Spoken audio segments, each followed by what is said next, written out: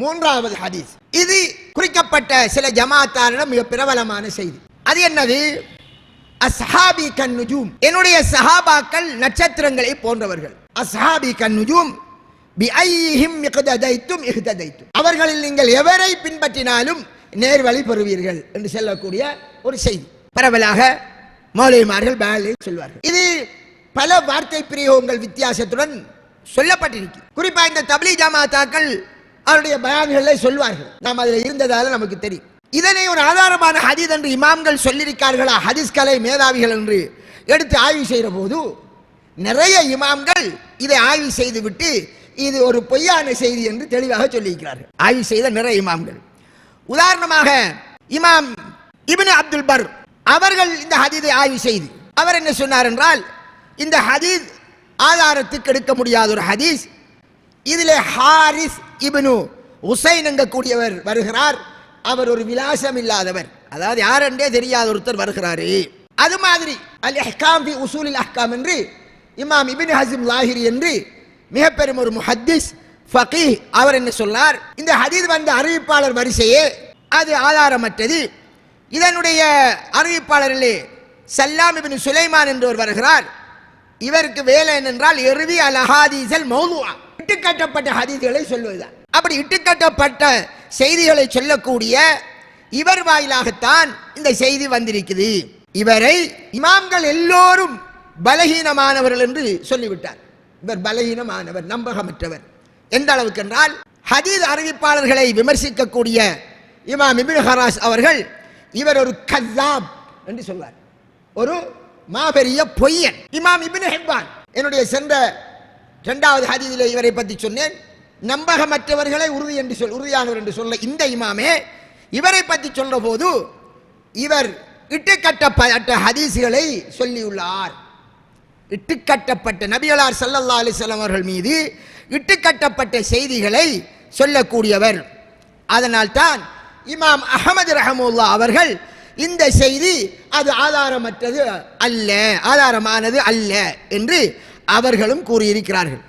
ஆக அன்புக்குரிய சகோதரர்களே, சஹாபாக்கள் அவர்கள் வானத்தின் மின்னக்கூடிய நட்சத்திரங்கள், விளக்கு கொடுக்கக்கூடியவர்கள் என்று வச்சுக்குவோம். கருத்தில் எவரை பின்பற்றினாலும் நேர்வழி பெறுவீர்கள் என்று ஒரு செய்தி சொல்லப்பட்டால் இந்த உதாரணம் பொருந்துமா? ஒருவன் கடலுக்குள்ள இருக்கான், கடலுக்குள்ள ஒருத்தன் மாட்டுப்பட்டான், வழிக்கு காட்டுறதுக்கு எடுத்துக்கு போன அந்த வழிகாட்டியும் இல்லாம போயிட்டு வானத்தில் உள்ள எந்த நட்சத்திரத்தை பார்த்துக்கு போனாலும் கரைக்கு வந்துருவானா? நட்சத்திரத்துக்கு ஏன் ஒப்பிட்டப்பட்டீங்க? வழிகாட்டும் என்று ஒப்பிட்டீங்க. ரசூலுல்லாஹி ஸல்லல்லாஹு அலைஹி வஸல்லம் உதாரணம் காட்டினா அந்த உதாரணம் சரியா இருக்குமா, அறிவுபூர்வமா இருக்குமா அல்லது அறிவீனமா இருக்கும்? நபி ஸல்லல்லாஹு அலைஹி வஸல்லம் ஒரு உதாரணம் காட்டினால் அது அல்லாஹ்விடம் இருந்து வரக்கூடிய செய்தியா இருக்கும், அறிவுபூர்வமா தான் இருக்கும். ஆனா இந்த உதாரணம் என்ன? நீங்கள் நட்சத்திரம் எதை பின்பற்றினாலும் உங்களுடைய நோக்கத்தை அடைவீர்கள் என்றால் சரி வருமா? அப்ப கப்பல்ல போற எவருக்கும் எந்த ஒரு கருவியும் தேவையில்லை. எந்த நட்சத்திரத்தை பார்த்துக்கு போனாலும் அமெரிக்காவுக்கு போகணுமா? கப்பல் எங்க போகணும்? அமெரிக்காவுக்கு போகும் என்று சொல்ல வேண்டி வரும். இந்த உதாரணத்தில் வந்தது என்ன? எந்த சாபியை பின்பற்றினாலும் நீங்க போற இடம் எதுவா இருக்கும்? சொர்க்கலோகம். ஒரு இடத்தை நோடி போறையல் சொர்க்கத்துக்கு போறையல் மூமின்கள். எனவே அந்த மூமின்களுக்கு வழிகாட்டப்படுகிறது நட்சத்திரத்தை வைத்து. நட்சத்திரம் தான் சஹாபாக்கள். அது உதாரணம் வச்சாகாது. ஒன்று. 2வது விஷயம் மார்க்க ரீதியாக பார்ப்போம். சஹாபாக்கள் ரலியல்லாஹு அன்ஹு நபிகளார் ஸல்லல்லாஹு அலைஹி வஸல்லம் அவர்கள் உயிரோடு இருக்கிற போது அவர்களுக்கு தெரியாத விடயங்களை கேட்டெடுப்பார்கள். எல்லா சஹாபிக்கும் எல்லா ஹதீஸும் கிடைக்குதா? கிடைக்கல. நம்ம கணக்க போக தேவையில்லை. நபிகளார் ஸல்லல்லாஹு மௌத்தா போயிட்டாங்க. அவடத்த உமர் ரலியல்லாஹு என்ன சொன்னாங்க? நபி ஸல்லல்லாஹு அலைஹி வஸல்லம் மௌத்தாகவில்லை என்றார். அபூபக்கர் ரலியல்லாஹு அவர்கள் என்னையினார்கள்? மௌத்தா போயிட்டார் என்றார். அப்ப ரசூலுல்லாஹ்வுடைய வசியத் என்ன? இதுதான் நபிகளுடைய வசியத்தா இருந்தால் 2 பேரும் அர்த்தம் என்ன இருக்கும்? சரியாக இருக்கும். ரசூலுல்லாஹ் மௌத்தாகல் என்று சொல்லதும் சரி, மௌத்தான் என்று சொல்லதும் சரி என்று சொல்ல வேண்டி வரும்.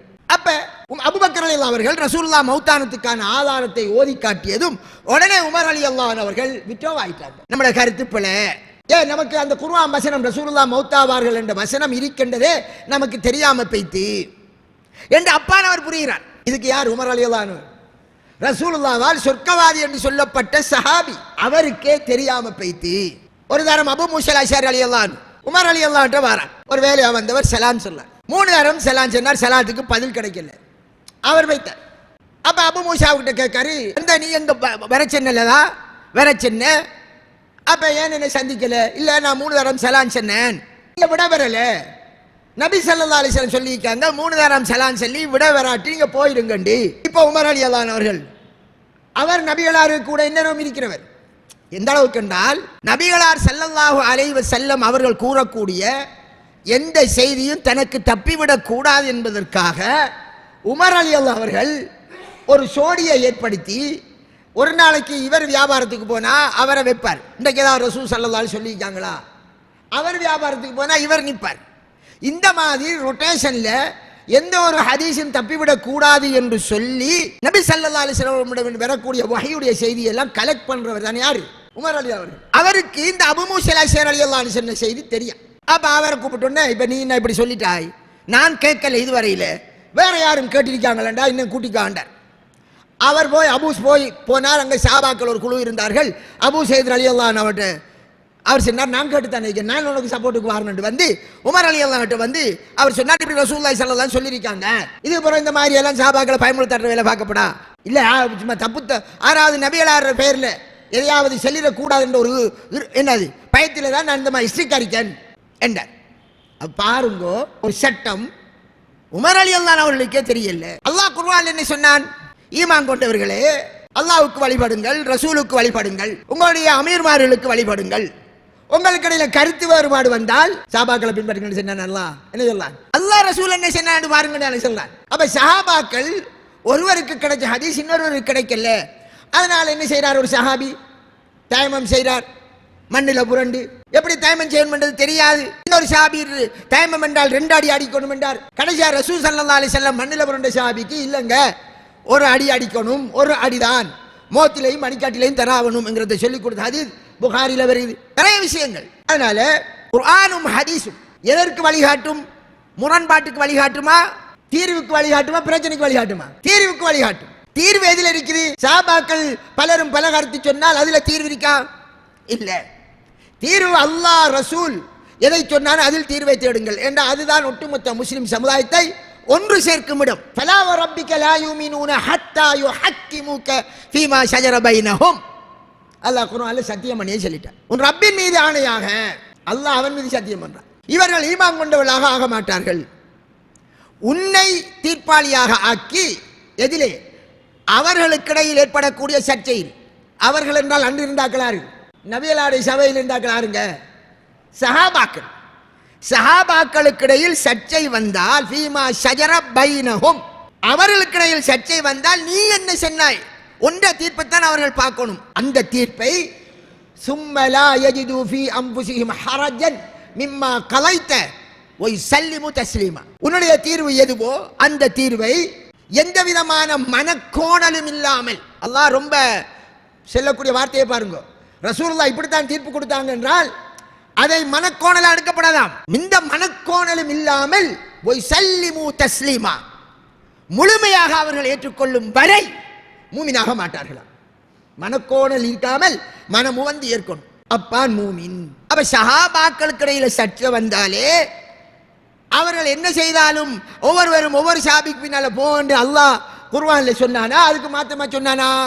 சஹாபாக்களுக்கு சொன்னால் அல்லாஹ் ரசூல் எந்த தீர்ப்பு கொடுத்தாரோ அதோடு நில்லுங்கள், கியாம நாள் வரைக்கும் அதுதான் வழிகாட்டல். அந்த வழிகாட்டலுக்கு மாற்றமாக, குர்ஆனுடைய நேரடி வழிகாட்டலுக்கு மாற்றமாக நீங்கள் எந்த சஹாபியை பின்பற்றினாலும் நீங்க போற இடம் சொர்க்கலோகம் தான் என்றால் எத்தனை ஹதீஸ்கள் மறக்கப்பட்டு போய்த்திரும், எத்தனை சஹாபாக்கள் கிடைக்கல. ரசூலுல்லாஹ் உயிரோடு இருக்கும் போது முஆத் இப்னு ஜபல் ரலியல்லாஹு அவர்களை ஹிஜ்ரி 9வது ஆண்டு எவனுக்கு அனுப்பிட்டார்கள்? மௌத்தாரார் 10. முக்கியமான சஹாபி, சஹாபாக்கள் ஒரு முக்கிய முஃப்தி. அவர் போய்த்தார். போகும்போது கூட சொன்னார்கள், நீ அடுத்த வருடம் வருகிற போது என்னுடைய கபரை கடந்து செல்லலாம். அவ் கமா கால அலைஹிஸ்ஸலாம். ரசூலுல்லாஹி ஸல்லல்லாஹு அலைஹி வஸல்லம் தன்னுடைய மரணம் நெருங்கி விட்டதுங்கிறதை முன்னறிவிப்பு செய்கிறார்கள். அப்ப அந்த ஒரு வருஷ காலத்தில் நபிக்கு இறங்கின செய்தி அவருக்கு தெரியுமா? தெரியாது. எத்தனையோ சஹாபாக்கள் இஸ்லாத்தை பரப்ப போய்த்தாங்க. எந்த ஒரு சஹாபி போன சொன்ன கூட்டம் சரியென்றிருந்தால் இமாம்கள் நாடு நாடாக போய் அலைஞ்சி, என்ன நாடு நாடாக போய் அலைஞ்சி ஈராக்கில் இல்மை தேடினார்கள், அங்கால யமனுக்கு போனார்கள், யமனுக்கிலிருந்து எகிப்துக்கு போனார்கள், ஷாமுக்கு போனா ஒவ்வொரு நாடு நாடா போய் ஏன் தேடினார்கள்? ஒரு சஹாபியோட நிந்திக்கலாம் தானே. அப்துல்லா பின் மசூத் எங்க இருக்கார்? ஈராக்கில் இருக்காரு. அவர்கிட்ட எல்லாத்தையும் கேட்டு அவர்கிட்ட முடிவெடுத்துடலாம் தான். இல்மை தேடி போன இமாம்கள் மதீனாக்கு தேடி போக தேவையில்லையே, மக்காக்கு தேடி போக தேவையில்லையே. தாபீன்கள் காலத்தில் ஆங்காங்கே சஹாபாக்கள் கலைந்திருந்தார்கள். எனவே அந்த கூற்று ரொம்ப பிழையானது.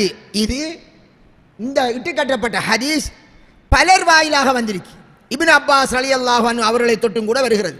எப்படி வருகிறது என்றால், அதாவது ஹதீபுல் பக்தாதி ரஹ்மஹுல்லாஹ் அவருடைய கிஃபாயா என்ற கிதாபிலே, இமாம் தெய்லமி முஸ்னதுல் ஃபிர்தௌஸ் என்ற கிதாபில், இமாம் இப்னு அஸாக்கிர் அவருடைய தாரீக் என்ற தாரீக் திமஸ்க் இந்த கிதாபிலே சொன்னார்கள். அதில் எப்படி வருகிறது என்றால், என்னுடைய சஹாபாக்கள் வானத்தில் உள்ள நட்சத்திரங்களின் இடத்தில் இருக்கிறார்கள், நீங்கள் அவர்களில் எதை எடுத்தாலும் நேர்வழி வருவீர்கள்.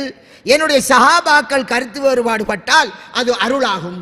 சஹாபாக்கள் கருத்து வேறுபாட்டால் அருளாகும் என்றால் அந்த கருத்து வேறுபாட்டதாலே எவ்வளவு பெரிய குழப்பம் வந்தது. முஆவியா ரலியல்லாஹு அன்ஹு அவர்களுக்கும் அலி ரலியல்லாஹு அன்ஹு அவர்களுக்கும் ஏற்பட்ட முரண்பாடு, கருத்து வேறுபாடு எங்கே போய் முடிஞ்சது? ஆயிரக்கணக்கானவர்களுடைய மரணத்தில் போய் முடிஞ்சது. இப்படி ஒரு செய்தி.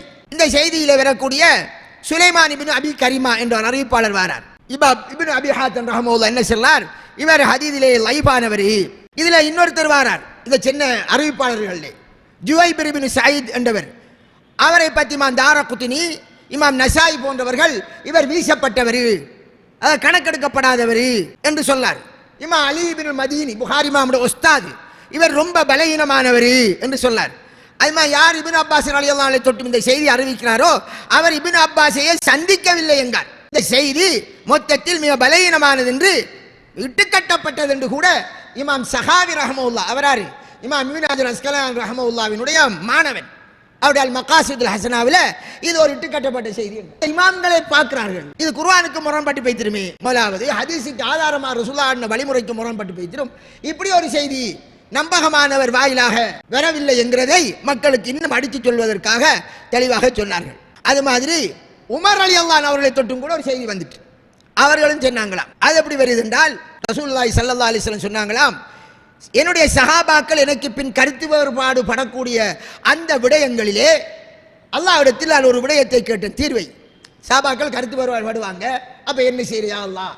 அதுக்கு அல்லாஹ் சொன்னானாம், ஃபௌஹல்லாஹு இலா முஹம்மத் ஃபௌஹல்லாஹு இலைய யா முஹம்மத் இன்ன அஸ்ஹாபக இந்தி பிமன்சிலத்தி நுஜூம் பிஸ்ஸமா. உன்னுடைய சஹாபாக்கள் என்னிடத்தில் வானத்தில் உள்ள நட்சத்திரங்களை போன்றவர்கள், எனவே அவர்களுடைய கருத்து வேறுபாடுகளில் அவர்களில் எதுவரை யார் எடுத்தாலும் அது என்னிடத்தில் நேர்வழிதான் என்று ஒரு செய்தி.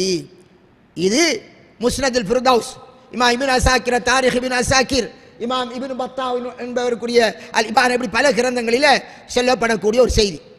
இந்த செய்தியில சொன்ன அறிவிப்பாளர்களில் ஒரு மிக பெரும் பொய்யர் என்று இமாம்களால் சொல்லப்பட்ட இமாம் இப்னு மயின், அந்த காலத்தில் 3ஆம் நூற்றாண்டுக்கு முந்தி 2ஆம் நூற்றாண்டிலே அறிவிப்பாளரை பற்றி பேசிய இமாம் இப்னு மயின் சொன்னார், இந்த செய்தியை சொன்ன அப்துர் ரஹீம் இப்னு ஸைத் என்கிறவர் இவர் ஒரு கஸாப். ஆறு கஸாப் என்றா அடிக்கடி இந்த வார்த்தை வருது. மிக பெரும் பொய்யன், சின்ன பொய்யன் இல்ல, சின்ன சாதாரண பொய் சொன்னது காதிபெங்கிற.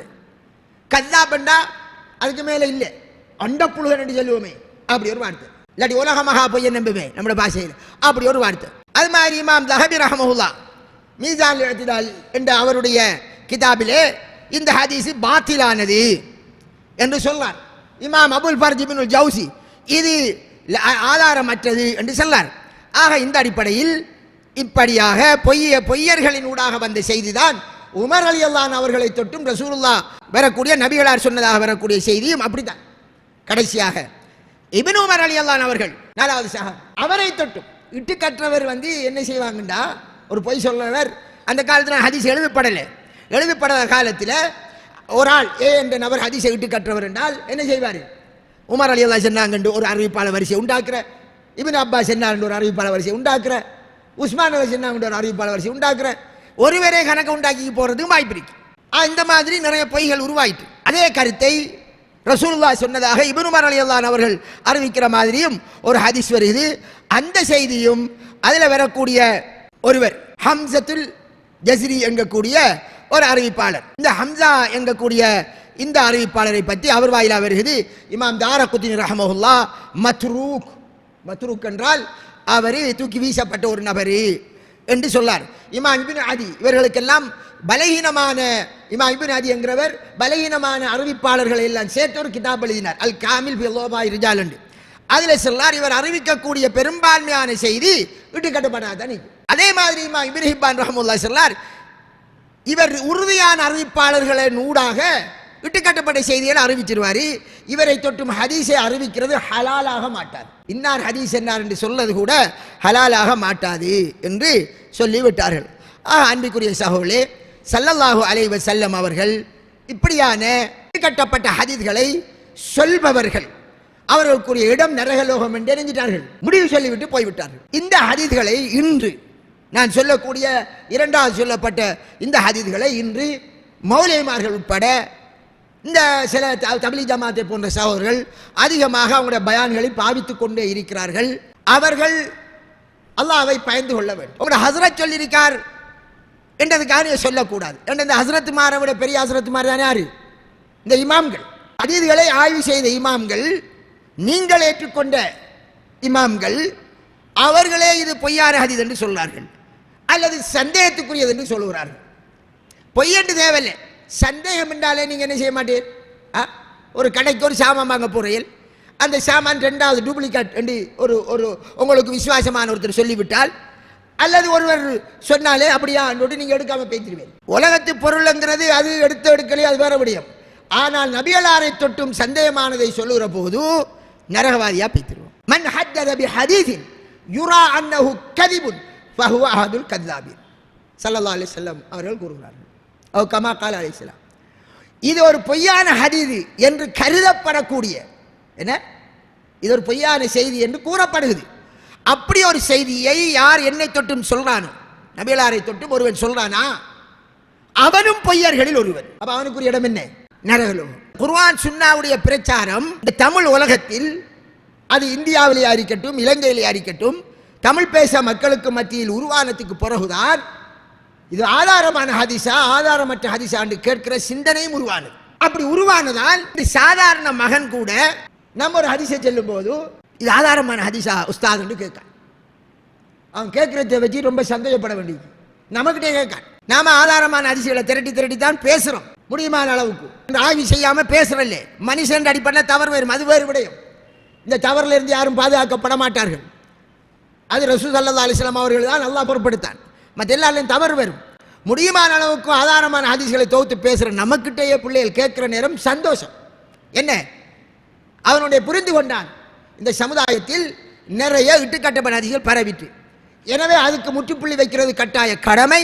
அந்த கடமை நிமித்தம் நாம் அதிலும் குறிப்பாக பிரச்சார பணியில் ஈடுபடக்கூடியவர்கள், அது இயக்கங்களை வைத்து பிரச்சார பணியில் ஈடுபடுவர்களாக இருந்தாலும் சரி, மிம்பர்களில் ஹுத்பாதக்கூடிய மௌலைமார்களாக இருந்தாலும் சரி, அவர்கள் அல்லாஹ்வை பயந்து கொள்ள வேண்டும்.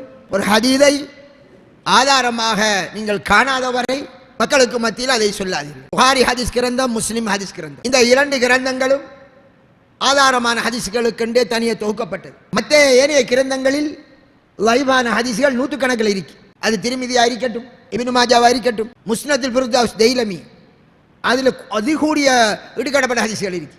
பைஹக்கியா இருக்கட்டும், முஸ்தத்ரக் ஹாக்கிமா இருக்கட்டும். எனவே இந்த கிரந்தங்கள் ஒரு ஹதீஸை காணுகிற போது ஹதீஸ் கலை மேதாவிகள் இமாம்கள் நிறைய பேர் இருக்கிறார்கள்.